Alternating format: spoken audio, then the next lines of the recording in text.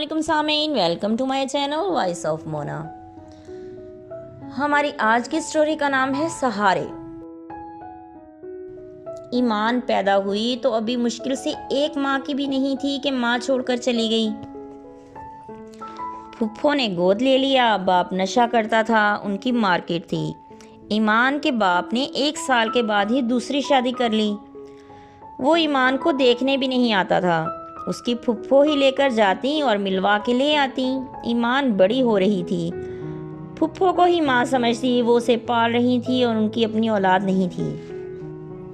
ایمان کی ماں نے دوسری شادی کر لی تھی، وہ اس کی پھپھو کے گھر کے قریب ہی رہتی تھی۔ ایمان کو ایک دن پتہ چل ہی گیا کہ اس کی ماں کون ہے، لیکن وہ پھپھو کے ساتھ ہی رہ رہی تھی۔ پھر اس کی پھپھو سے لے کر اپنے شوہر کے ساتھ دوسرے شہر چلی گئیں۔ وہاں ان کے سامنے ایک گھر تھا، ان کے گھر بیٹا پیدا ہوا۔ ایمان کی پھپھو نے اسے بھی گود لے لیا اور واپس اپنے شہر آ گئیں۔ اب ایمان بھی بہت خوش تھی، وہ سمجھدار تھی، اسے بھی ایک کھلونا مل گیا تھا۔ وہ اب اس بچے کے ساتھ کھیلا کرتی، ہر وقت اسے گود میں اٹھائے پھرتی۔ اس کا نام انہوں نے اذان رکھ دیا تھا۔ ایمان اذان سے بہت پیار کرتی تھی۔ وقت کے ساتھ ساتھ دونوں بڑے ہو رہے تھے۔ پھر ایمان 18 سال کی ہوئی تو پھپھو نے رشتے دیکھنے شروع کر دیے۔ پھر ایک رشتہ مل ہی گیا تو ایمان کی شادی کر دی۔ ایمان اذان سے بہت زیادہ پیار کرتی تھی، وہ اذان کو بھی اپنے ساتھ لے گئی۔ اس کا شوہر اذان کو مارتا، ایمان کو غصہ آتا، وہ اس کو منع کرتی، اس کا شوہر اس کو بھی مارتا۔ وہ اذان کو ہاتھ نہیں لگانے دیتی تھی۔ اذان کبھی ماں کے پاس آتا، کبھی واپس ایمان کے پاس چلا جاتا۔ اس طرح وقت گزرتا گیا۔ اب ایمان کے بھی 3 بچے تھے، 2 بیٹیاں اور 1 بیٹا۔ اذان اب واپس آ گیا تھا۔ ایمان کا ایک دن جھگڑا ہوا، اس کے شوہر نے غصے میں اسے طلاق دے دی۔ ایمان پھر پھپھو کے گھر واپس آ گئی، بچے بھی اس کے پاس تھے۔ پھر وہ کسی کے گھر کام کرنے لگی، ان کا کھانا بنانے لگی۔ وہ لوگ اس کے بچوں کا بہت خیال رکھتے، وہ بہت محنت کرتی تھی۔ اس کی قسمت ہی لگتا تھا کہ صحیح نہیں ہے، اذان اس کے ساتھ تھا۔ ایمان کی پھپھو اب بھی ایمان کا ساتھ دیتی تھی، وہ اذان بھی ایمان کا ہی کام کرتا۔ اس نے ایمان جن کے ہاں کام کرتی تھی، اس آدمی نے ایمان کو اپنے چکر میں لے لیا۔ ایمان سیدھی سادی تھی، وہ سمجھ نہیں پائی، اسے تو سہارا چاہیے تھا۔ اس وجہ سے وہ سوچ رہی تھی، لیکن یہ نہیں سمجھتی تھی کہ وہ انسان صرف وقت پاس کر رہا ہے۔ ایمان اس کے ساتھ مخلص تھی۔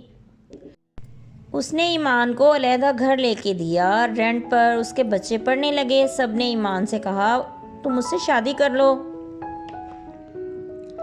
لیکن وہ انسان اسے شادی نہیں کرنا چاہتا تھا۔ وہ اس کی ضرورتیں تو پوری کرتا تھا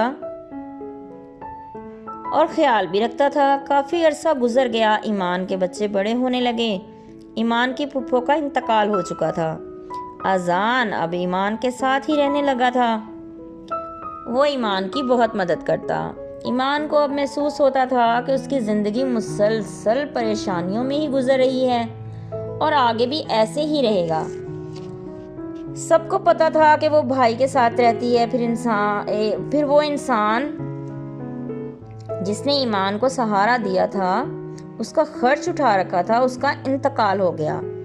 ایمان بہت پریشان ہوئی کہ اب کیا ہوگا، کیونکہ اذان بھی اتنا پیسہ نہیں کماتا تھا کہ اکیلا سارا خرچ اٹھا سکے۔ اس وجہ سے ایمان نے اس کی شادی بھی نہیں کی تھی۔ ایمان ایک دن مارکیٹ گئی تو اس نے وہاں ایک شخص کو دیکھا جو کہ اس آدمی کا ہی دوست تھا جس نے ایمان کا خرچ اٹھا رکھا تھا۔ اس نے ایمان کو پہچان لیا اور اسے روک کر بات کرنے لگا، تم جیسے اس کے ساتھ رہ رہی تھیں ویسے ہی میرے کام کرتی رہو، میں تمہارا سارا خرچ اٹھا لوں گا۔ ایمان نے ایک زوردار تماچا اس کے منہ پر دے مارا۔ اس نے ایمان کا ہاتھ پکڑ لیا، ایمان نے ہاتھ چھڑایا اور گھر آ گئی۔ وہ زاروں قطار رو رہی تھی۔ جسے وہ سہارا سمجھتی رہی تھی، وہ پتہ نہیں کیا کیا باتیں کرتا رہا تھا لوگوں سے۔ آج اسے اندازہ ہو رہا تھا کہ کوئی مخلص نہیں ہوتا۔ وہ سوچ بھی نہیں سکتی تھی کہ اس کے بارے میں کوئی ایسا سوچتا ہوگا۔